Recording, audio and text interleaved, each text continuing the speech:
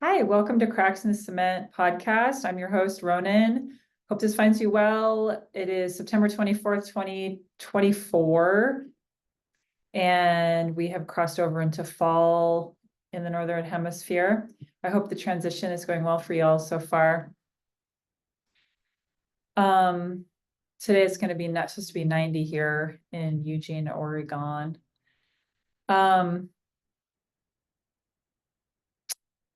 So I want to share a little bit about some stuff that has been on my mind. I went on a trip to the desert last week, which was so nice. Had 2 nights there. Went with a friend.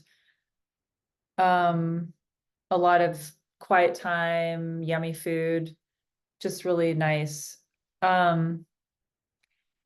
So I went there with this kind of intention to meditate on something that I'm curious about and something that's been kind of coming to me a lot lately, which is that basically this kind of image that white supremacy, the culture, the system that's embedded in all of the mainstream institutions and structures here on Turtle Island specifically. I mean, I know it's exists in other parts of the world, but just talking about here and specifically where I am in the town that I'm in, that is, I believe, 70-something% white identifying.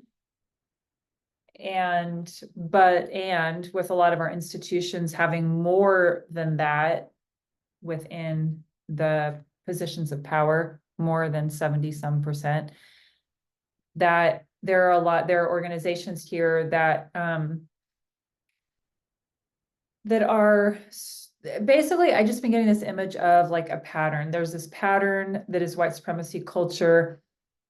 And if someone is going to work there, you have to be and act and say things and be in a certain way that fits into that pattern. Like it kind of makes me think of like neurochemicals where it's like a certain shape and like, it's like a perfect key that fits in.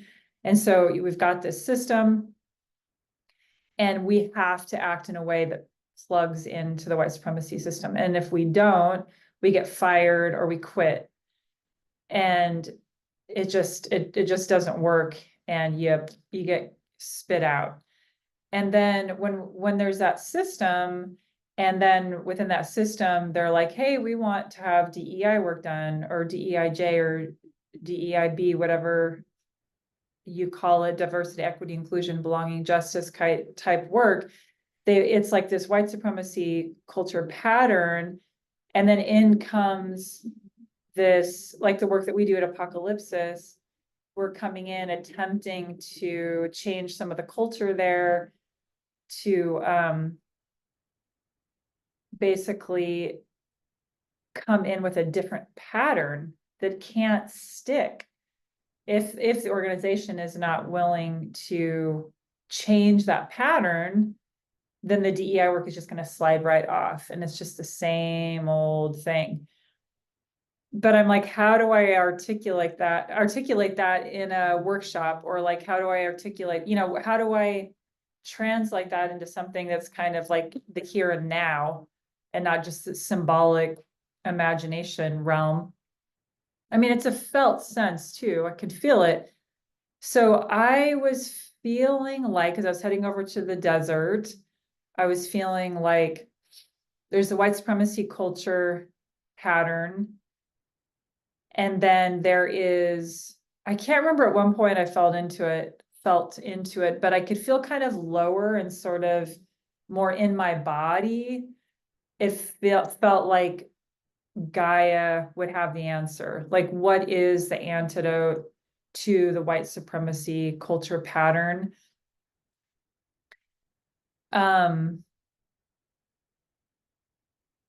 It's interesting. It's making me think of, I've done an imagination exercise in groups that I facilitated before with white folks. asking them to imagine, what does white supremacy look like in your mind? If you went into your childlike mind of imagination, what would white supremacy look like? It could be, you know, like a shape, a character from a book, you know, it could be like Voldemort or something like that. And oftentimes, then I also ask the question, when you imagine what would like make it go away, or what could make it transform into something that was healing instead of harmful. And a common thing was folks, well, I remember like there were several people that kind of had this image of like something plastic, or it wasn't actually like the kind of like a living thing like us, like flesh that can grow. It's more like this entity that needed to just go away. Like it couldn't really be transformed. It was just kind of a common imagination exercise, whatever that means. But I guess the reason I think I'm thinking of it is because when I think of the white supremacy pattern, it feels more kind of like plastic or like digital or something. And I'm not putting digital down. And I think there's beautiful, like, there can be beautiful patterns that come out of that. So I'm not saying it's inherently bad, but it did kind of feel like, it also didn't really feel so connected to me. It felt like something that was kind of put upon me versus the pattern of Gaia, which I can feel it like being a part of who I am. It's in my cells. And so knowing I was going to the desert, knowing I was going with somebody who also wanted to sit and be with the land and spirit, and you know, I'm being careful to not be too woo, because I know that folks that listen here have different belief systems or different relationships with that stuff. But for those of you who know me, I like to get pretty woo with it. But anyway, so go to the desert, went out early morning after the first night we were there, right as the sun was just barely starting to come up. So it's still a little bit dark, but not very much, not as dark as I wished it had been. I got there a little later than I wanted. Had my offering, just didn't feel like it was the right place where I was at. And so I felt the nudge, and I've been following those nudges more lately. Felt the nudge, walked, and found this labyrinth. It was almost like a crop circle, boom, right there in the desert, with like the outline of the rocks, the you know, like mountainous rock formations. So beautiful. So I'm just like, whoa, here's this labyrinth that these humans created, you know, within the center of these little two piles of offerings of things that people had added. And I just want to do like a little side note on cultural appropriation. For a really long time, have felt like I don't deserve a relationship with Gaia because I'm white, because I'm an occupier.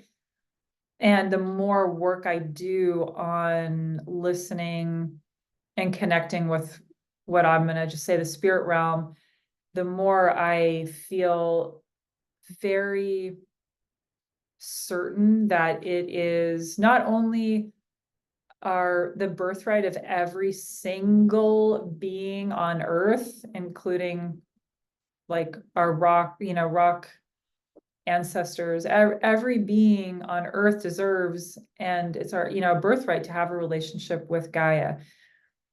And it's more, what I've come to realize is, it doesn't mean that I Google and see what indigenous people to this land have done traditionally and do now. It's looking to, when I listen to Gaia, when I look back to my indigenous roots, you know, and bring those practices in. But the number one thing for me is just to sit and listen, and to bring an offering, and to sit and listen and just give gratitude. So I walked the labyrinth, which is really cool. I hadn't done one in a really long time. And I forgot how, or I don't think I ever had this lesson in it before, which is basically like, when you have this goal and thinking about culture change, it can feel like we're way far away. You know what I mean? Like we're like walking and walking and walking and walking, and we get real close. And then all of a sudden, boom, we're way on the outside edge again. You're like, how did that happen? You know, and it's not like it's anything serious like culture change, but symbolically, that is how it can really feel, you know, where it's like you feel like you get so close and you're so far away, and then you're kind of, you know, it's this iterative process that is kind of can be sort of a brain screw. And then with the labyrinth, the way this one was built, maybe they're all like that. It was created like when you're and then you end up way far out again, and you're like, when is this thing going to end? Does this thing really work? Boom, there you are in the center. And the person I went to the desert with, who I just was talking to, we were talking about just how life is so cyclical, right? It is this spiral, iterative, where, you know, we feel hope, we feel so much joy, and then we got to process the grief. It's like praise and grief, you know, like Martin Prechtel talks about. Not that he's the only one, but anyway, so did the labyrinth, ended up in the center, and then I just apologized to the ancestors of that land, the original people, for as an occupier with blood ancestry occupiers. Just spent time just honoring the land and the beings there. And then I just had my head on, you know, felt like it was forehead to forehead with Gaia. And I just asked, and I just sat there and waited and just asked, what is that pattern? And the message that I got was that it's unconditional love and forgiveness. And I just like cried and laughed like the stereotypical like madman. Just it's always the same, you know, and if we think about any great teachers or any spiritual, religious, the heart of it before humans get too involved with it, it's always love, you know? And so, and then it made me think, I mean, I wept as a white settler occupier, as a human being, as somebody who's part of, I'm witnessing, you know, such disrespect of Gaia, the habits that what white supremacy, what it's done, you know, the whole separation thing is one of the main one of the tenets, one of the, you know, main tools of white supremacy is separation. And for us to have been separated from Gaia, like the great mother, you know, like the original mother. And I know that's really gendered, and that used to kind of bug me, but until I read a book by the Invention of Women by oh, I can't think of her last name, but anyway, I'll put it in the notes. Those of you who know me know I talk about that book a lot. But she talks about her people pre-colonization, mothering wasn't gendered. The role of the mother, obviously, birther is gendered, but mothering, it has nothing to do with what type of genitalia one has. So, although I'm realizing gender isn't the same as sex, but I think y'all know what I mean. So the great mother, Gaia, and as mature children, when we become mature children, we give gratitude, you know? And so thinking about those are two pieces that are missing. One is that we're missing that connection to Gaia, that every day should be all the time connection with Gaia. And then secondly is that paying respect, you know, the just gratitude and gifts. And it like hurts just from just feeling like how disrespectful, and how we don't know if we haven't been brought up with that, we just don't know. And then a lot of folks, if they don't have indigenous ancestry, that there is that fear of developing that relationship with Gaia. And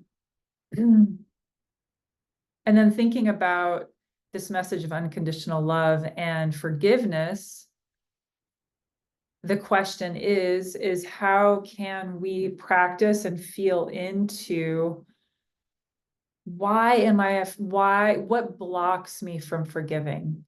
What blocks me from unconditional love?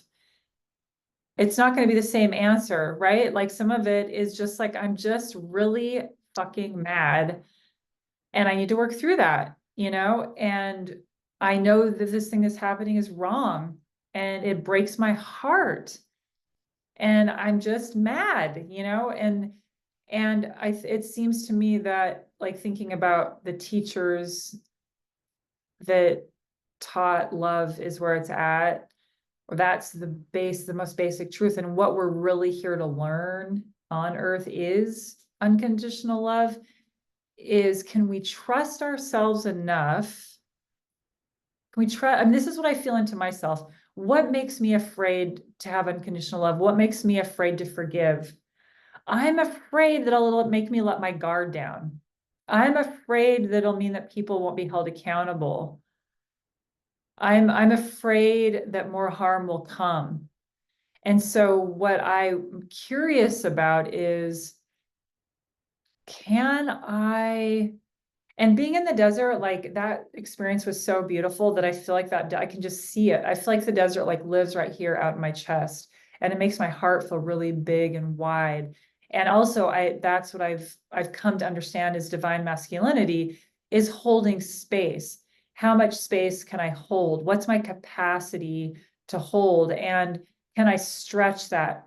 Can I stretch out my capacity to hold humans and all the different ways that they're suffering, and the way colonization or imperialism or whatever system of oppression they've been raised into, or what's hurt them, or the traumas that they are bringing in?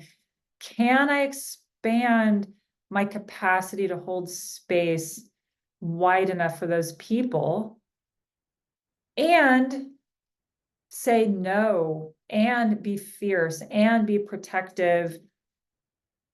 Can those happen at the same time? And I'm not saying I know, I'm just saying that seems to be where the practice is, and that is what I'm stepping into. And I invite you all to play with if you don't already play with that. And thinking about what we're going into with the election coming up, it's like, for those of us, thinking about what are the gifts that we bring to the community, and what can we do to resource ourselves, and what practices can we practice? I'm looking at my computer at the date. This is September 24th. What practices can we practice as we get closer and closer to November 5th or whatever it is? What can we practice? For me, it's going to be, I'm practicing into being grounded, being connected to Gaia, breathing, holding, like being very selective on who I am in close connection with. I can hold wide capacity for many people, but I'm going to be careful with my energy tokens.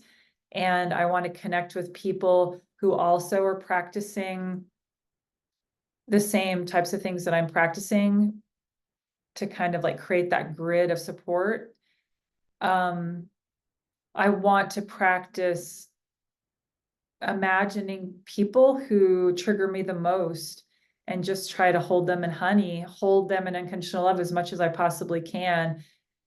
And it's kind of, it's like holding the micro and the macro at the same time. Like, can we have this practice as much of this opening our hearts as we possibly can? Knowing it's really, really, really, really hard, and it's going to be easier with some people and harder with others. And also, as the same friend I was talking with, we were talking about how just when we feel like we're kind of getting the hang of some of the harder stuff, it just seems like another, like a huge, even bigger challenge pops up.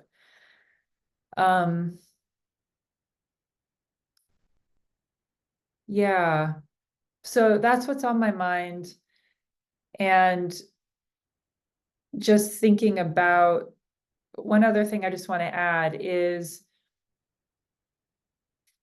I've heard enough. So I have some friends who I totally trust, who have psychic capabilities. And that's why I've become woo, is because it's like I needed it to be people who I knew before they became woo, you know, like I knew they were grounded people. They're not hucksters or whatever that word is. They're not like scammers.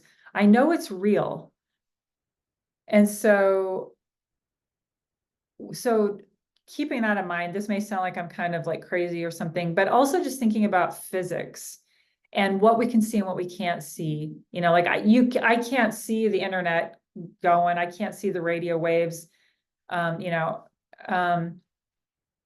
and some people can, like people with synesthesia can see sound, and I know somebody who has synesthesia who can see sound. It can also see the spirit realm, so it can see like ghosts, basically, people who have passed. So once again, I hope this doesn't make you stop listening to me. Or if it does, that's cool too. And even if it's not true, okay, even if like whatever, and you don't buy it, the lesson here to me is, and that I think you will feel into this, is that when we step into a room, we bring a vibration. And what are we contributing to? You know what I mean? If I want to fight against white supremacy culture, I'm going to fight, you know, I'm fighting tooth and nail, and I'm bringing this energy of binary thinking, you're good, you're bad. I've talked about this before. You know, it's about what pattern are we plugging into, and being really honest with ourselves what that pattern is. And are we plugging into something that heals? And something I think that healing beings can also be viciously protective in the best ways, right? So it's like that balance. Like Gaia gave me the message of unconditional love and forgiveness. Like Gaia was like, that is my jam. But what else? Gaia, it's all about balance. And you fuck with Gaia, the whole thing gets thrown off, right? And so the divine feminine is powerful as F, you know? And so I feel like it's this mixture of this holding space for people being in different places that they're at. And there's this real fire and aliveness that also holds shit down and protects and says, no, it's discernment as well, you know? And so that's like, somehow there's this happy place in the middle. And also, there's a part of me wants to apologize if I repeat myself too much with some of these things, but I just keep getting these repetitive things keep coming back around. And another one that just keeps coming back around is trusting in ourselves. If we don't trust ourselves, we're not going to trust ourselves to feel worthy of a decent income. We're not going to trust ourselves to trust other people's yeses or nos. We're not going to trust ourselves to be discerning. We're not going to trust ourselves to protect ourselves. We're not going to trust ourselves to protect others. It's like there also has to be this kind of like humble dipped trust in ourselves. And with that, there's a lot of healthy power, a lot of like righteous power, I believe. Okay. Thank you for listening. And also, I was going to use my podcast mic with this video. I've been doing videos now. If you're hearing this on audio, I apologize for the not as good audio quality, but I forgot my little converter cord thing. So the next episode, the audio will be a little bit better, and there'll still be the visual option if that works better for you. Okay, thanks so much for listening. I hope you all are doing well. I'm just sending out so much love, and yeah, and my some of my friends, we had somebody pass recently, and somebody that I've did de-escalation work with, and just they keep popping up into my mind, just thinking about, because when they did de-escalation work, they would just plug into love, and I just remember their face just like being squished by so much hate, and how they just held it down, just love in their face. And so yeah, just honoring them and dedicating this question and these practices to them. Okay, thanks everybody. Be well.